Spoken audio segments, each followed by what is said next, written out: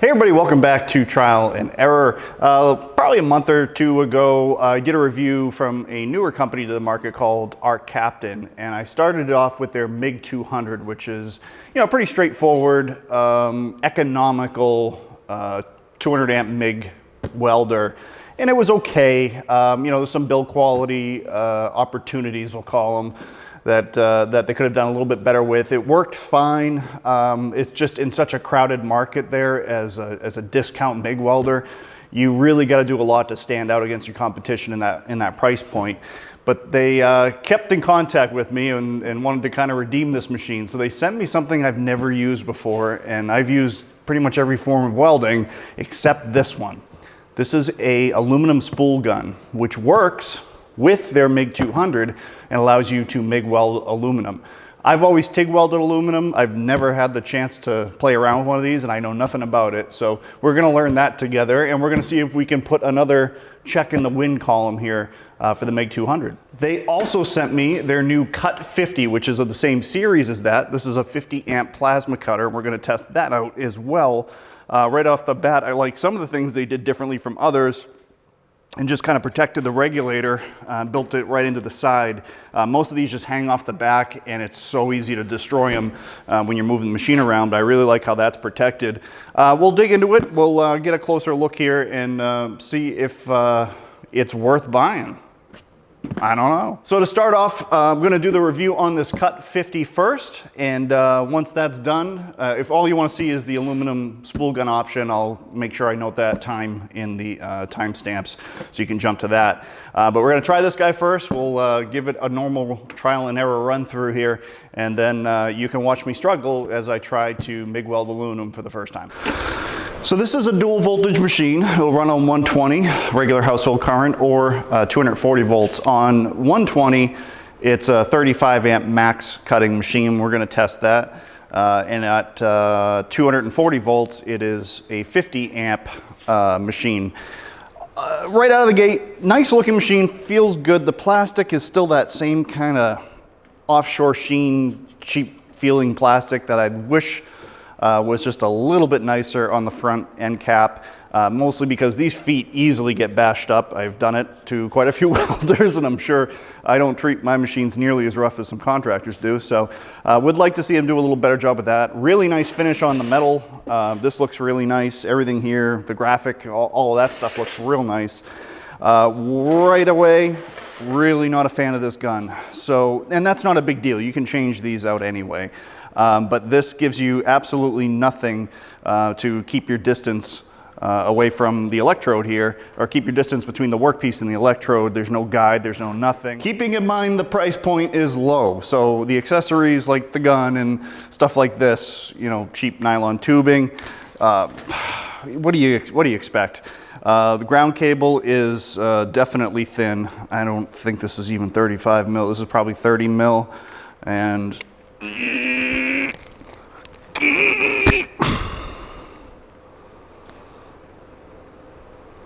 it's just aluminum. Or it looks like it's copper clad. Sorry, it's copper clad. So, I guess a little bit better, but certainly not copper. But again, 50 amps, you don't need anything too fancy. This is just where they're able to save those few bucks. It still gets the job done. It's just not, super high quality. Let's take a peek under her skirt and see what she's packing. Nowadays, that's a real question. We have a huge tunnel essentially around the fan for the IGBT switching MOSFETs all below here. Unfortunately, that means getting a look at those actual MOSFETs is going to be a pain, and I don't even know that it's worth looking. 2200 microfarad capacitors. We've got 4 of those stacked up in series, which is fine for a plasma cutter. This only has a 60% duty cycle, which is a little surprising because from a cooling standpoint, it looks pretty well set up. Some monster chokes here. These guys are all potted in nice and tight. Board, would love to see a little bit better asphyxiation here for the board. This definitely can dance around quite a bit. And really what they should have done here is taken this handle on the top case and just have that tie into the board as well. That also keeps the handle from pulling out, and it just kind of makes everything a much tighter unit. And you'll see that done in a lot of them. They take the extra step to make the smaller extra bracket, but it goes a long way. Looks like we got some 10 gauge coming out on the positive lead. Quick connects, solenoid from Ting Tang Taiwan for the air, crimp lead there, and a compression fitting, quick connect on that side. And so that's actually all good. Right in the center here is the high frequency start. So you've got your coil in here. Actually, this looks all very well done, all heavily potted in and well secured. And it looks like, what did they do here? Did they put that under? Yeah, they put it under. So this is cool. These are this is the gap that the high frequency or high voltage gap jumps across. Every other machine I've ever pulled apart, this is an open piece, and they get dirty, and they actually put out UV. They've actually made a little cover for it, which is a really good idea. Helps to keep obviously dust and stuff out of it, and keeps the UV from damaging anything else. You know, that stuff will just eat apart your wiring. That's kind of neat. I like that. Now adjusting them is going to be a pain in the butt because you're going to have to break this guy off if you need to adjust it, but I'm guessing you probably don't need to adjust it near as much because it's not sitting open to the elements. So nice job there. Relays are all off-brand. Actually just about everything in here. Yeah, no name brand components, but again, price point, no worries there, or no surprises there. Main power coming in. What are they doing? They're breaking both the HUT. Well, actually they have to because they're utilizing this for 220 and 110. So yeah, they're breaking both sides of that connection. But nice crimp on spade terminals. No worries there. Let's see the back of the board and take a gander at the solder jobs here.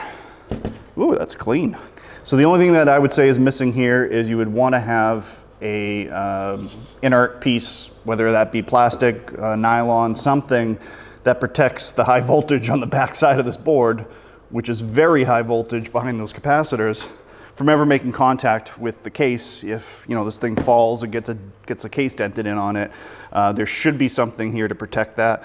Not a big deal. I mean, the board is conformally coated, and they did powder coat the inside of this as well. So I guess, no, because this would chip off easy enough if you really hammered it. So yeah, that should be, there should have something there to protect it. But other than that, nothing to write home about, but nothing to get too upset over either. It actually looks pretty good. So let's put some power to this thing and see what it does.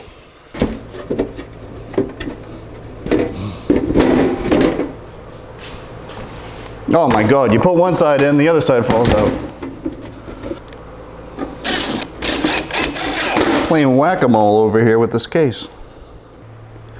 On a side note, I'd like you all to observe a brief moment of silence for my DeWalt 20-volt impact.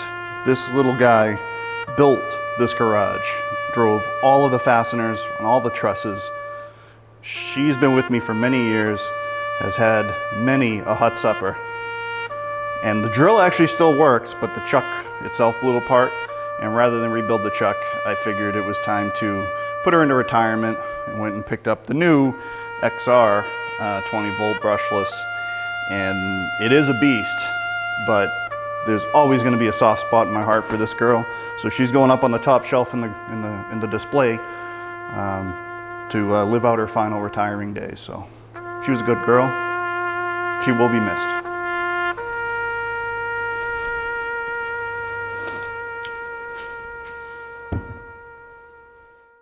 Kick that power on. Ooh, fancy display. Doesn't take much to impress me. So we are on 240 volts right now, so it's dialing up to 50 amps. Sounds like the fan is going to stay on. Yeah, it is. But the little screen here is nice. 220 volts gives you an indication of what you've got on there. Gives you your current, your 2T, 4T modes, operation mode. Oh, the fan shut off. Ooh. I don't know why that's one of those little things, but it drives me crazy that companies don't put a simple little chip in there to control the fan, only have it run when it's needed. But that's awesome that this seems to do that. So the left button here just goes between 2T and 4T for the trigger modes. And then you've got a preferences button here. Oh, post gas flow in seconds. So we're gonna leave that at like 7. Your current. Okay, so it just switches between post gas flow and current. So you have adjustable post gas, or post air in this case. So that's really great, actually. Some of these companies try to make these interfaces so complicated, and it doesn't need to be. This is simple, allows you to adjust your post flow. Very clear, very easy to understand. 2 buttons and a knob. That's all you need, and a good screen to tell you what's going on. Very simple, just like me. Make sure you check the regulator before you use it. This was set at 100 PSI, so it's a little strong. So we're gonna start off on some just light gauge sheet metal here. This is probably 16, 14, somewhere in there. And we'll just see how she cuts.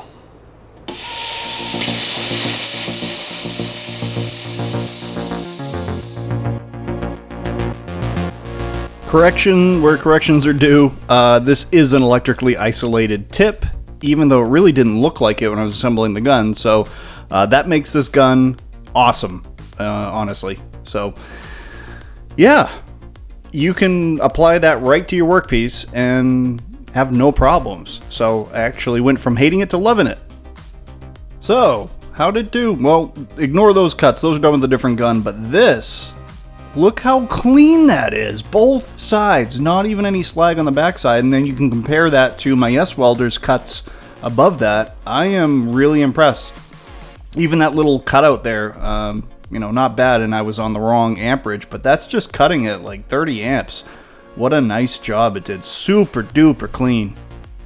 So here we're going to step it up to some 0.065 wall square tubing, which is kind of a pain to cut usually with a plasma cutter, especially get a good clean cut because, well, you're going through a box, so the backside tends to take up a lot of heat and you never really get a good clean cut. But so far, I'm beyond impressed with this thing. I don't know what I'm talking about right here because the mic cut out, so I'm voice-overing it.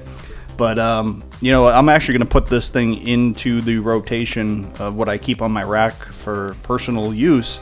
And I think I might actually be taking my S-Welder out, which I've always been very happy with. But for whatever reason, this thing cuts super clean. So we're also going to step up here.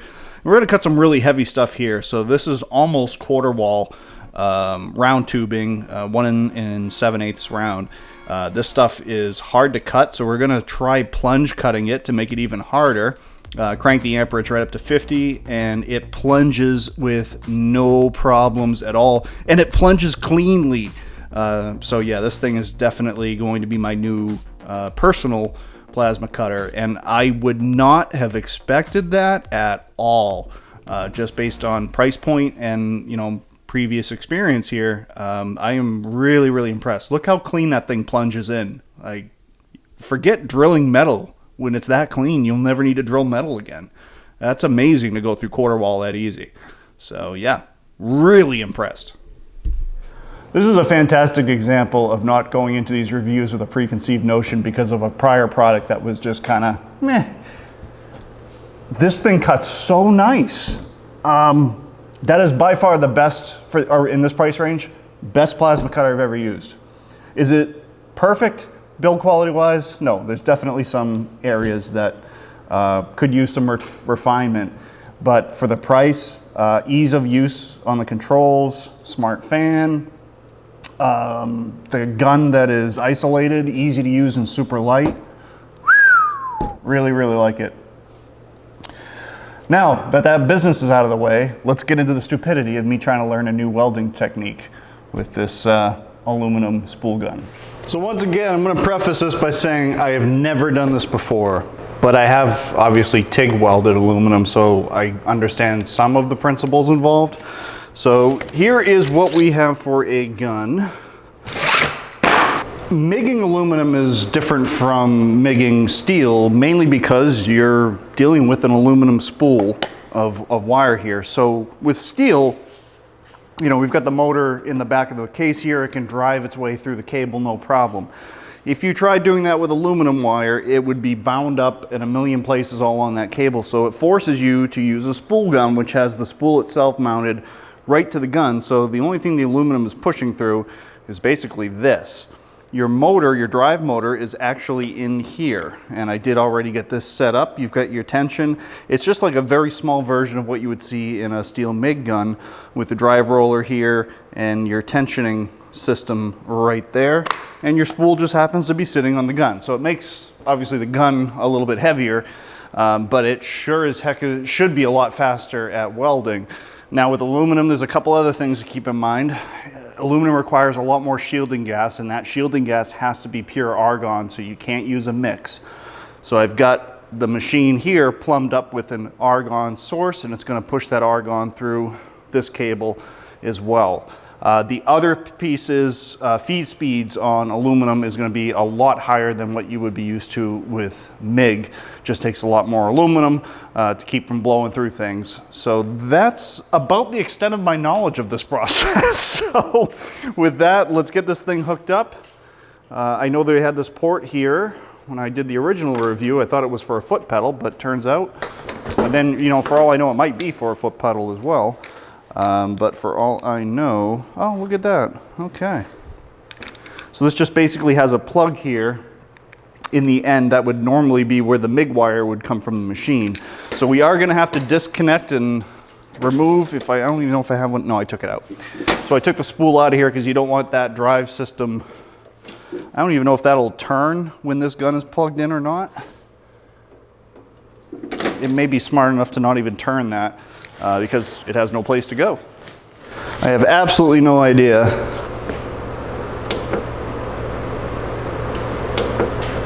TIG, MIG. Oh, wow, there is an option. Yep. So there's a little icon of a MIG with a spool on it next to the MIG without the spool on it. So you just kick it over into that spool mode. I reversed the polarity on the gun and clamp because we're again doing aluminum, and then you've got your voltage and looks like your feed speed. Yep.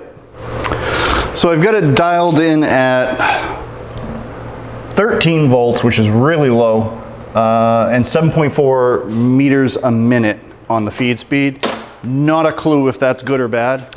And oh, one other thing I do know on this is you want a little bit more stick out than you normally would. So about 3/4 of an inch of stick out. Oh, and our gas, I don't think I turned on yet.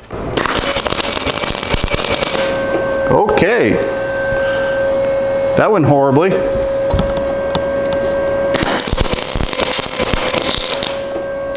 Okay. That felt slightly better.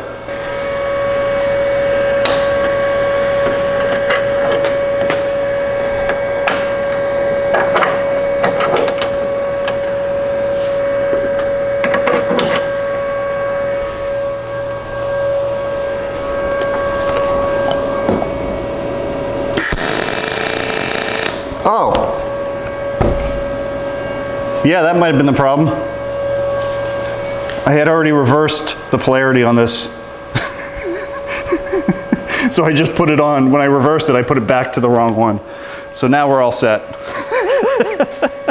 So now we actually need more of a feed speed. I was gonna say, because it shouldn't have been popping and kicking back like that, so yeah, that makes sense. All right, like I said, first try. Give me a break.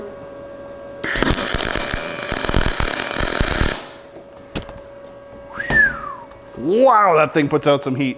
All right, we don't need anywhere near that voltage now that we're polarity correct.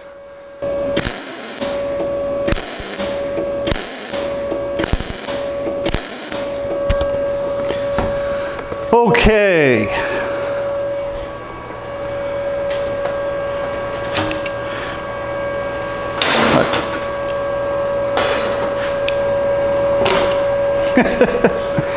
Look at this thing. What a horror show. All right, so I started around here trying to figure stuff out. Then we got the polarity right, and holy cow, does this thing make some heat. And then we just worked on dialing it down, and there's actually there's a few dimes in there, pretty ugly dimes, but that's where we ended up. Safe to say, this is gonna take some practice, but that's so much easier than TIGging aluminum. So let me go grab a fresh piece, and we'll try that again.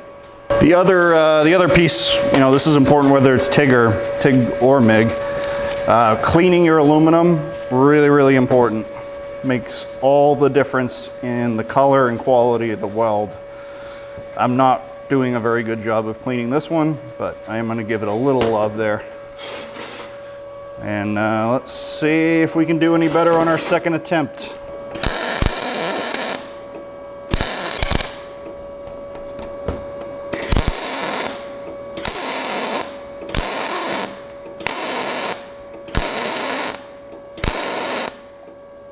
This is a thicker piece, and it is certainly going to be calling for more heat.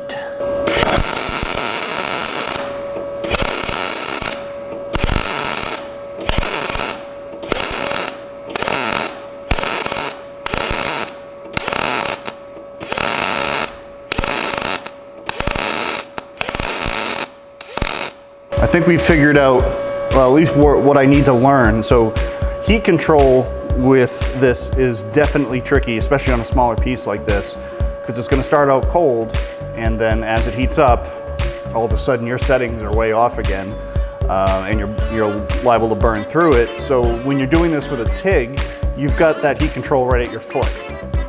So without even really thinking about it, you're able to compensate for the piece warming up with your foot as you're doing it. Not so with this. So I think once I get that kind of figured out, I should be able to lay down some decent beads with it. And that's good because the entire bottom of this car is being done in aluminum, so I need to get good at this. And by the end of the car, I'm sure I will be, but my first ones are gonna be kind of rough. So what do I think of this? This gun is great, super responsive. It's doing a lot of tap and go, tap, tap, tap, tap, tap, tap. Yeah, it seems great, no issues there. This welder is doing a great job powering it. Plenty of power, like tons of power. So that's a winner. So this with this gun is a really good deal if you buy them together. You couldn't get this that cheap, I don't think. I don't know of another one that is this inexpensive that gives you everything that this has. And again, same kind of concerns with this around some of the build quality areas, but it's performing very well, so I can't slight it. Thank you all, as always, for watching. Any comments, questions, concerns, and/or criticisms, throw them down in the comment section below me. Otherwise, everybody, thanks for watching again and have a great day. I'm Ron Burgundy. The arsonist had oddly shaped feet.